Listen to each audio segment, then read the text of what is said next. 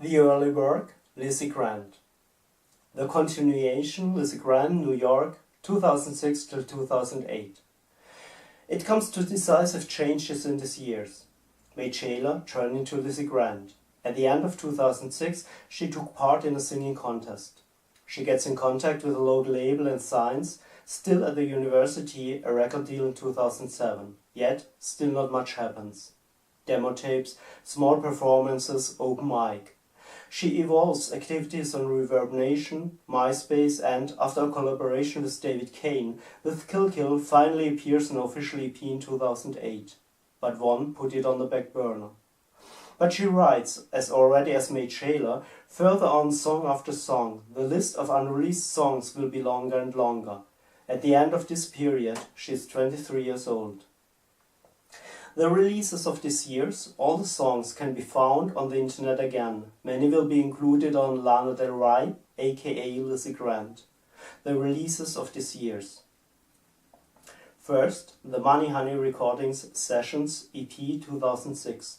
Second, No Kung Fu EP 2007. Third, Lizzy Grant and the Phenomena single 2007. Fourth, Sparkle Jumbo Queen EP 2008. Fifth, Kill Kill EP 2008. On the internet, an interview with the young singer will be found, which has taken place before the final of the Williamsburg Live Songwriting Competition, in which she moved in. I want to place this in front because I felt it very interesting. Interview 2006 Williamsburg Live Songwriting Competition. We are at a time as Sirens, as far as can be seen, is ready, at home on the hard drive, and the young musician participating in a singing contest. One can see the young, 20-year-old musician. In appearance, she is quite May Taylor. Long, curly, light blonde hair, chubby cheeks, smiling, somewhat unconfident and embarrassed acting, she tells that she is excited because she made it into the final. As name, Lizzy Grant appears. She sings Poncho Blues. The song will be included on the Money Honey recording sessions, and she accompanies herself on the guitar. It does not sound like May Taylor. If you close your eyes, you can hear Lana Del Rey, not even Lizzy Grant. Suddenly, she appears like an experienced songwriter. Later, we will see Lizzy Grant at performances which seem quite differently. And what does she say? 3 points seem worth mentioning. I don't have a backup plan. It seems at this moment, still in her studies, that she definitely wants to become a singer. I met one of the judges. He will lead her on to 5 Point Records and her first recording contract. I think we're gonna talk, and so that should be good too. So she smiles self-consciously. Doubt, insecurity. Whom do we see now? We have reached the end of 2006. Externally, the singer is quite May Taylor, but in her expression, she already seems to be Lizzy Grant. The voice is already Lana Del Rey. Although this is somewhat put something together, it does not seem so wrong to me. When does it come to the big break? When does the long curls disappear? The girlish white dress? I cannot give an exact date, but certainly it seems to me that a change, that a break from May Taylor to Lizzy Grant is much more extreme than the transition, the much debated change from Lizzy Grant to Lana Del Rey.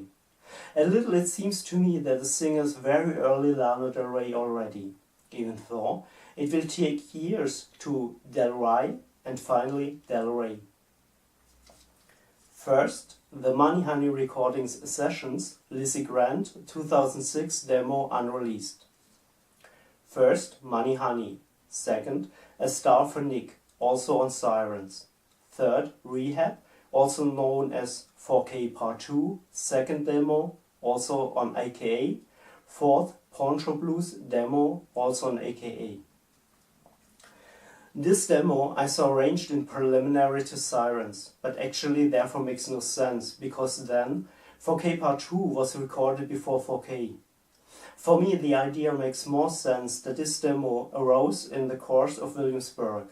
Also the singing suggested for me, I get round to shortly. A star for Nick is already on Sirens and would connect this demo with that album. Rehab for Grant-Part1 and Poncho Blues I have considered on Lana Del Rey, aka Lizzy Grant. From both I know many different demos, especially Poncho Blues, but they are all undated.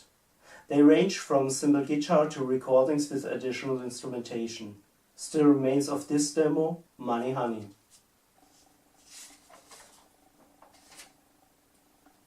Money Honey. Straight away. This song makes a completely different impression compared to with the very early songs. The guitar is better, the recording itself, but especially her voice. She's more stable, precise and much deeper in the expression. She starts to use and expand her intonation and coloratura. Suddenly, everything sounds much more mature and older. Also for this reason, I cannot see this demo previous to Sirens. A distinct vocal transition has occurred, but I know from this time only the interview in Williamsburg, where she is outwardly still quite Maid Shaler.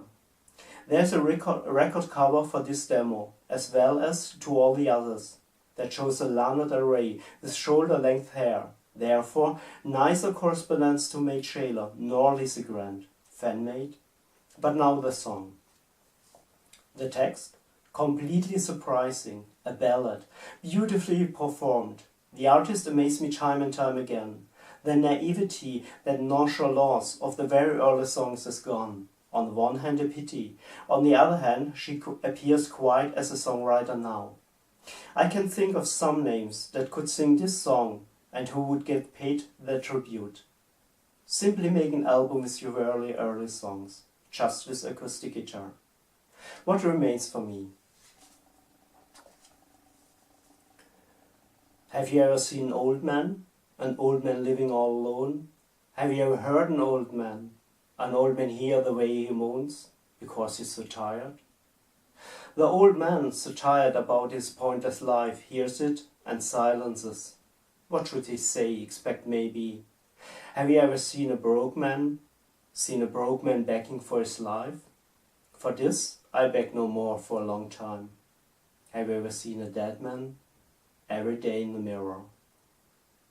Thank you for listening.